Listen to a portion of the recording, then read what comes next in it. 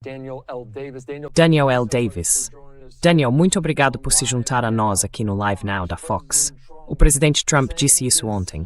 Disse que eles vão definir os parâmetros para suspender os ataques. O que sabemos até agora? Por que você acha que o presidente Trump fez isso?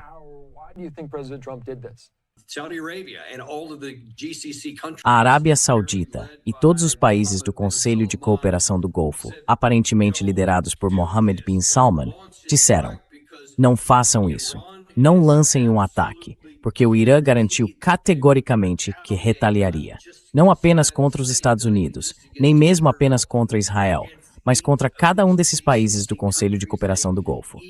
Eles chegaram a divulgar uma lista concreta de alvos das instalações que atacariam caso o presidente Trump realizasse o grande ataque de que estava falando, contra a eletricidade iraniana, a energia iraniana, a infraestrutura petrolífera, as usinas de reprocessamento, enfim. Eles disseram que atacariam automaticamente esses alvos.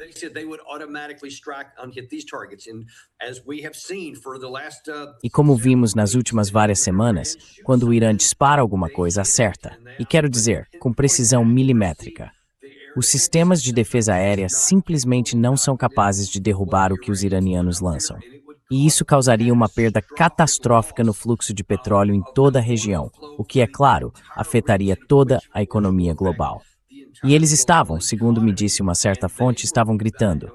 Mohammed bin Salman estava, de fato, berrando com o presidente Trump, dizendo: não faça isso, porque seria difícil demais para nós e também causaria problemas para todo mundo. E acho que o presidente Trump finalmente reconheceu isso.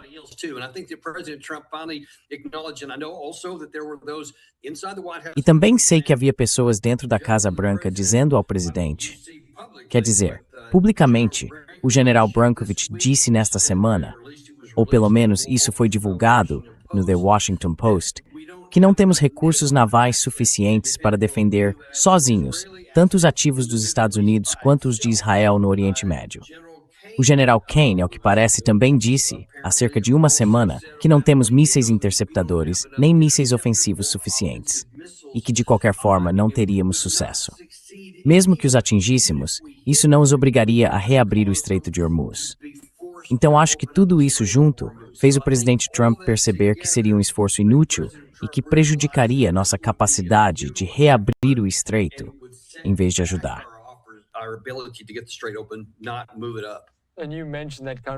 E você mencionou essa conversa possivelmente entre líderes sauditas e o presidente Trump nos últimos dias.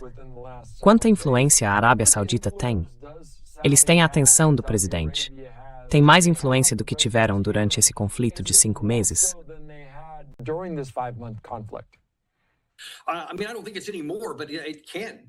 Quer dizer, eu não acho que seja mais, mas tem que ser muito. Olha, acabamos de fazer um ataque conjunto com a Arábia Saudita contra a PMF, as Forças de Mobilização Popular no Iraque. Estamos ajudando os sauditas, porque não queremos que Bab al-Mandab seja fechado. Queremos ajudá-los contra os Houthis, potencialmente até. Provavelmente já estamos ajudando, com apoio de inteligência e assim por diante, porque isso também é do nosso interesse. Então, eles têm muita influência nisso. E, obviamente, são o maior produtor em termos da quantidade de petróleo que produzem. Com certeza é do nosso interesse mantê-los do nosso lado, mas também é do nosso interesse manter esse petróleo fluindo. E se tomar essa medida não fosse promover um interesse americano importante e os prejudicasse, então simplesmente não seria uma boa decisão. Sim, e vamos ver por quanto tempo isso se sustenta. Porque já vimos antes anúncios de suspensão de ataques, só para esses conflitos voltarem a se intensificar. Há algum indício de que desta vez isso possa ser mais duradouro do que algumas das outras pausas do passado?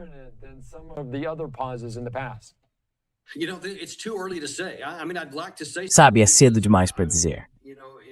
Quer dizer, eu gostaria de dizer que sim, porque faço questão de afirmar que, de uma perspectiva puramente militar, todos esses ataques, tudo o que temos, tudo o que tentamos por 40 dias, depois por 2 meses de bloqueio e, em seguida, por 13 dias de ataques consecutivos, não há nada novo que possamos atingir que já não tenhamos atingido antes e que não tenhamos conseguido alcançar. Isso se refere principalmente a essas cidades de mísseis que ficam sob montanhas de granito. Nossas munições não vão penetrar as montanhas, não importa quantas disparemos. Portanto, não é um bom caminho a seguir. E quanto mais tentarmos fazer o que é militarmente inalcançável, mais problemas teremos. Porque vamos reduzir ainda mais nossos estoques militares e possivelmente expandir esta guerra para uma parte maior da infraestrutura petrolífera, que não pode ser consertada em pouco tempo. Esse é o verdadeiro problema.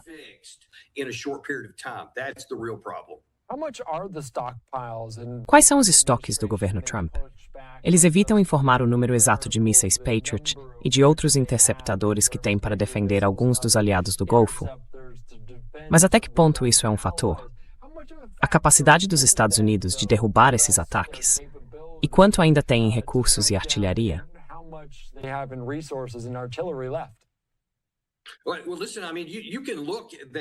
Bem, escute, quero dizer, basta olhar o que os iranianos fizeram ao longo de todos esses 40 dias.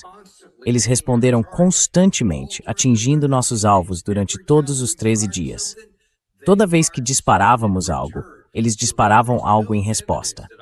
Então não vi nenhuma evidência de que a capacidade deles tenha diminuído, de forma alguma. Na verdade, parece bastante estável. Toda vez que disparávamos, eles disparavam e não conseguimos impedir isso. E tudo aquilo, contra o que eles dispararam, claro, eles acertaram. E isso mostra que, seja qual for o número real de interceptadores que temos, por menor que esteja ficando, mesmo o que temos, não é impenetrável. E agora coisas estão passando. Então dá para imaginar, se começarmos a ficar sem eles, ou, Deus nos livre, entrarmos numa guerra inesperada na região Ásia-Pacífico ou no teatro de operações europeu, dá para ver que isso pode ser um grande problema. Portanto, temos de pensar para além do que está acontecendo no Oriente Médio, nas nossas necessidades mais amplas de segurança. Sim, e a postura na região. Alguns desses recursos que podem estar em outras partes do mundo, agora no Oriente Médio por causa disso. O que será necessário para que as negociações avancem? Falamos de uma estrutura, falamos da palavra da moda, parâmetros para um acordo. Que pontos-chave você busca nesse acordo que beneficiariam os Estados Unidos?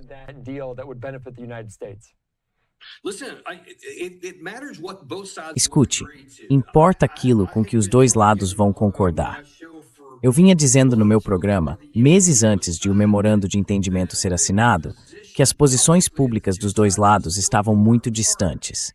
Eles afirmavam que estavam se aproximando, mas as coisas que diziam estavam muito distantes umas das outras. E eu dizia, até haver um único documento com o qual todos possam concordar, não há acordo e nada pode ser feito. Mas por fim, conseguimos isso com o memorando de entendimento. E depois que ele foi assinado, seguimos em uma direção diferente e passamos a ter interpretações diferentes dele. Na minha visão, há duas possibilidades realistas.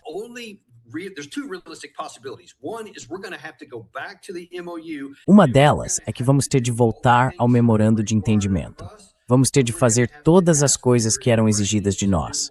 E vamos ter de pedir aos iranianos que façam todas as coisas que eram exigidas deles. Mas sejamos honestos, olhando apenas para aquele memorando de 14 pontos, a maioria das coisas exigia que nós fizéssemos algo logo de início. Esse é um caminho. É difícil, mas pelo menos é possível. O outro caminho é, basicamente, declarar vitória. O presidente Trump meio que antecipou isso algumas vezes e disse que os atingimos com tanta força e causamos tantos danos que levaria meses até que eles, ou anos, melhor dizendo, ele disse décadas, até que eles pudessem se recuperar plenamente. E especialmente que as instalações nucleares tinham sido muito danificadas. Nós tínhamos satélites sobre eles. Se tentarem reconstituir aquilo, podemos eliminá-los, e assim por diante, e depois simplesmente ir embora. Porque aí não é preciso se preocupar com negociações. Mas se alguém acha que vamos conseguir um novo acordo melhor para nós do que o memorando de entendimento, vai se decepcionar. Porque o lado iraniano vê a vantagem que tem agora com o Estreito de Hormuz sob seu controle há 153 dias seguidos. Eles não vão abrir mão disso. Então não vamos conseguir um acordo melhor. Sim, o presidente Trump disse que eles vão reabrir o Estreito de Hormuz. O Irã está reagindo a isso.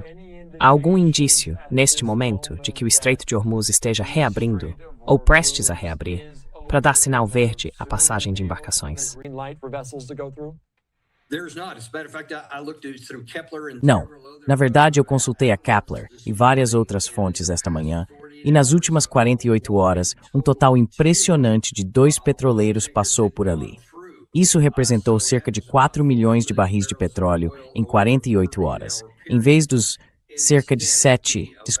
dos 27 a 35 milhões de barris que normalmente passariam. Então, basicamente, é só um filete. Portanto, continua fechado. Independentemente que alguém diga ou acredite, o fato é que isso não está passando por lá.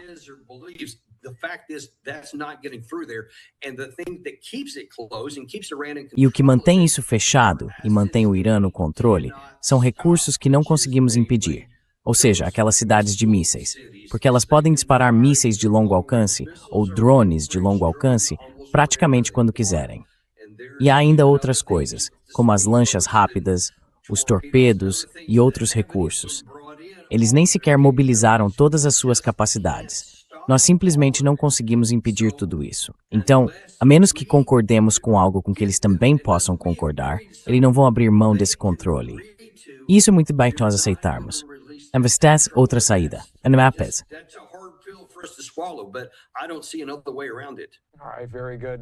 Certo. Muito bem. Eles suspenderam os ataques. O presidente Trump os cancelou, pelo menos por enquanto, dizendo que há um acordo estruturado em vigor para encerrar a guerra no Irã. Tenente Coronel da Reserva, muito obrigado. Agradeço pelo seu tempo. O senhor está ao vivo agora. Sempre um prazer. Brace.